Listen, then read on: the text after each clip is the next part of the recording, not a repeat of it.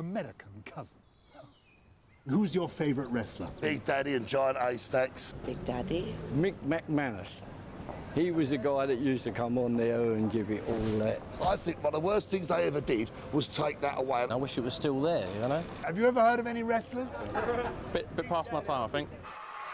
So what happened to the legacy of British wrestling? What are all those big names doing now? Well, sadly, not many of them around anymore to tell the tale. But there are a few legends left, if you know where to look. Wayne, 3 times world champion. What's the move you're best remembered for? They say the flying headbutt. And have you found that useful when running the pub on a Friday night? Sadly, I can't run across the ring anymore, and they're all too old to take the headbutt. Well, look, here's a fellow champion, Frank. Hello, Good Giles. to see you. And Sarah, Mrs. Bridges, you're a champion too, but you're a bodybuilding champion. What for you guys was the secret of wrestling's attraction? Well, I think it was the camaraderie amongst the wrestlers. Each one in that era were characters, weren't they, Bill?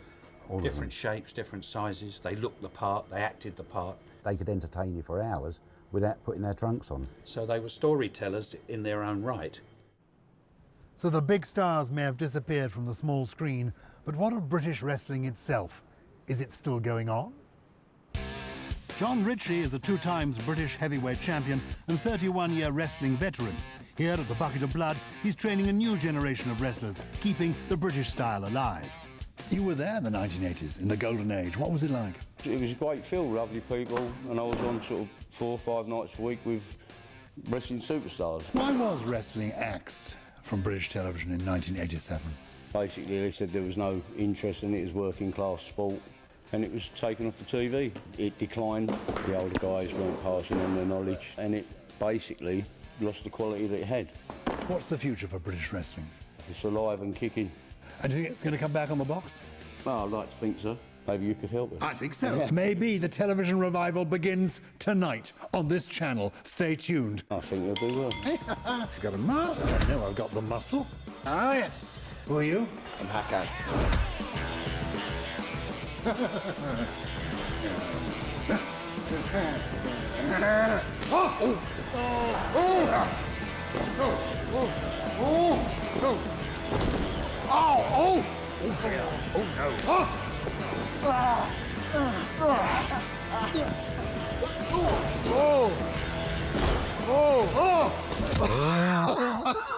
That hurt him.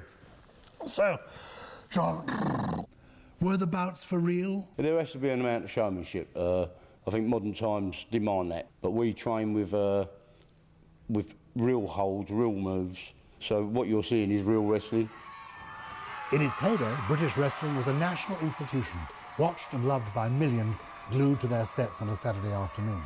We may have lost the flamboyant costumes and the big names on the small screen, but the sport lives on, thanks to wrestling academies like this one.